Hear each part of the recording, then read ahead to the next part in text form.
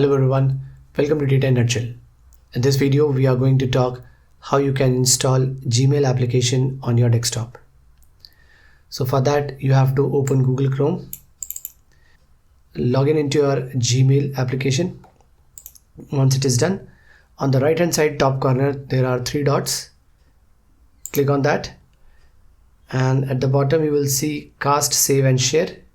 Click on this option and then click on install page as app. Once you click it, in a dialog box it will ask to name it, and you can just name whatever you want. I'll just keep it Gmail and click on install. Once you do that, you can see that a new window is open now. This is the application. If I close it, close the browser, everything, now you can see that there is a icon on the desktop. You can again double click it. It will act as an application in your desktop and no need to open Google Chrome again and again. And this is how you can install Gmail app on your desktop. Now, what to do if you want to uninstall it?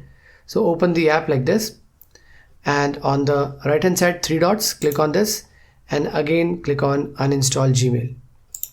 Once you do it, remove this app data from Chrome. So if you want to remove it, click it, otherwise just click on uninstall.